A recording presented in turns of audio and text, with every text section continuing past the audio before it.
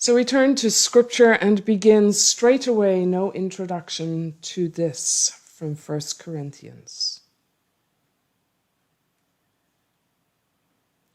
When I was a child, I spoke like a child, I thought like a child, I reasoned like a child.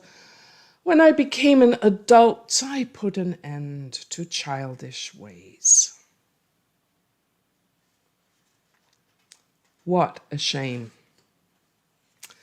That statement from Paul the Apostle to the church community in Corinth has taken, just as I have done, when it is taken as I have done, out of context without the whole backstory of why he's asking us to be mature.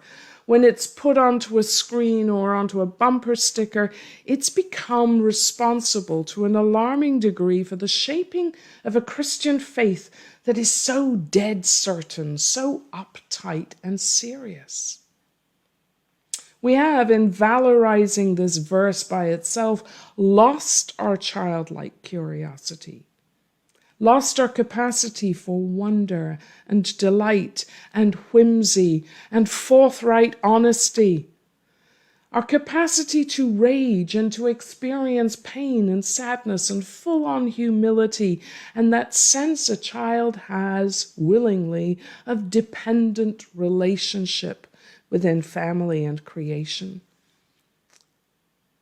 And in putting aside such childish ways, we have, to our and earth's loss, hurt ourselves. So thank goodness for Mark's Jesus, for he has something quite different to say about children and about humility. And we're going to have to silence Paul in order to really hear Jesus. So he's in Capernaum by the Sea of Galilee. Whenever the gospel tells us he's in Capernaum, that's like telling us he's gone home. He is probably in the household of Simon Peter, the fisherman. It's a safe haven for him and the disciples. But not for long, because we're in chapter 9, and he is just about to head south towards Jerusalem, towards trouble, and towards his likely arrest and execution. So while he's in Capernaum, his teaching of the disciples is intense. It's a bit like that last month before finals at the end of the semester.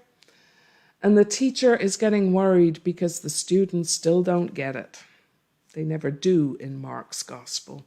They're busy arguing about who is the most important among them and who Jesus is going to promote first.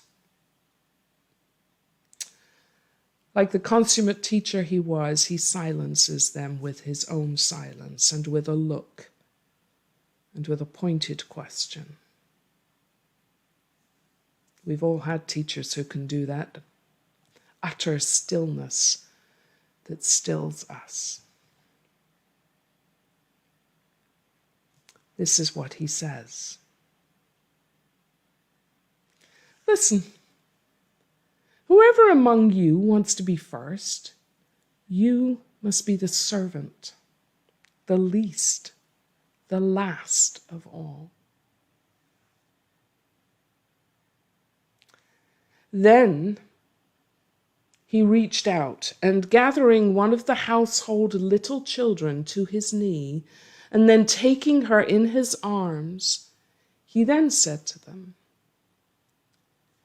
"Whoever welcomes one such little child in my name welcomes me. In fact, you welcome God who sent me." This is the gospel of Jesus Christ. Thanks be to God.